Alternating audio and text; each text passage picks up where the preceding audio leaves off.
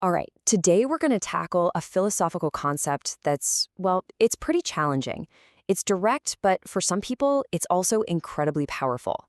It's called the Sovereign Protocol, and its whole deal is a hardcore commitment to action over appeal. So let's dive in and see what that really means. Right off the bat, this source material does not mess around. This one sentence, this is the bedrock for the entire idea. It's making a bold claim that these really powerful feelings we have, wishing, praying, hoping, they aren't actually doing anything. They're just a delay. So what do they mean by deferral? Well, they have a very specific definition. It isn't just waiting around. It's the act of handing off responsibility for things you absolutely need to some other force, luck, the universe, God, all while you yourself are staying put. You're not moving. Okay, so the big question is, if these things aren't action, why on earth do they feel so much like they are? Let's unpack that illusion. Here's the trick. Our brain is actually not that great at telling the difference between the feeling of doing something and, actually doing something. When we pour a ton of emotion into wishing for something or hoping really hard, our brain kind of checks a box and says, yep, work's been done. It's like the dopamine rush you get from making a perfect plan you never follow through on. It gives you that satisfaction of having done something, even if nothing in the real world has changed one bit.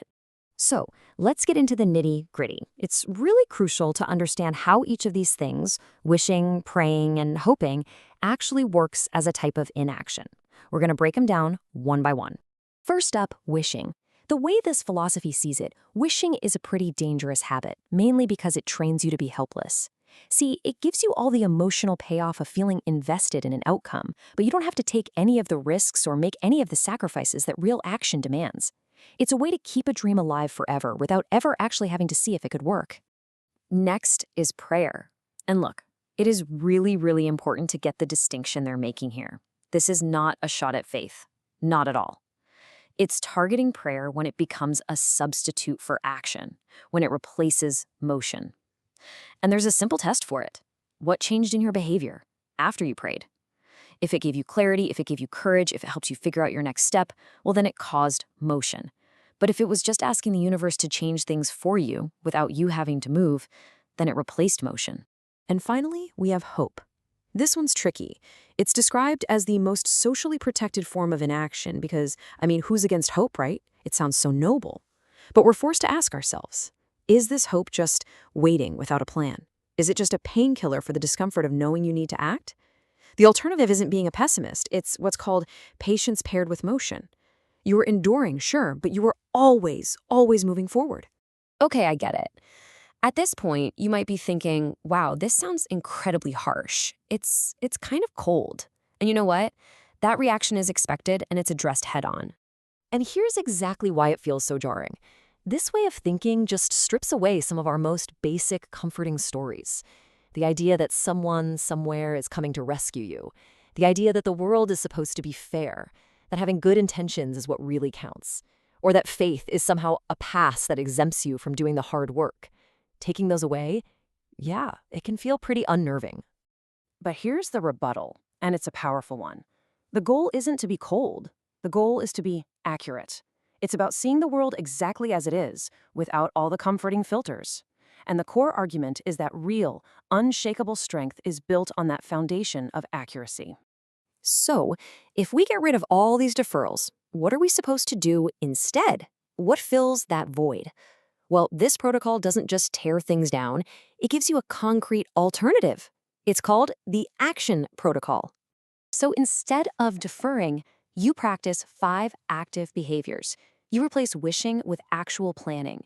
Instead of just asking for help, you go out and acquire the skills you need. You stop hoping things get better from a bad spot, and you actively improve your position. You build real-world leverage, and you practice that thing we just talked about, patience paired with motion. And this is the whole mindset shift, right here. The crucial point behind all this is that it's not about guaranteeing you'll win. Nobody can do that. It's about recognizing that while you don't control the final outcome, you absolutely can control the actions that improve your odds. You are always 100% in control of your exposure to probability. So what's the end result of living like this? The argument is that it doesn't lead to some grim, joyless life of constant struggle. Actually, it leads to a state of real, genuine strength. The person who really internalizes this becomes calm under pressure. Why? Because they've stopped trying to bargain with reality. They're not waiting around to feel motivated before they act. They're not crossing their fingers and appealing to luck. They don't romanticize struggle, they just see it as part of the process. They've stopped expecting rescue and they just work with the world as it is, not as they wish it were. And that brings us full circle, right back to hope, but with a final, really beautiful clarification. Hope isn't banned, it's just put in its proper place. Hope is the feeling you get after you've taken action. It's what keeps you going while your plans are in motion, but it can never be the thing that starts the engine. Behavior leads, hope follows. And so that's where this leaves us. The Sovereign Protocol is a direct challenge to trade the comfort of deferral for the power of action. The principle couldn't be clearer. Behavior leads. The only question left is the one you have to answer for yourself. Where will yours go?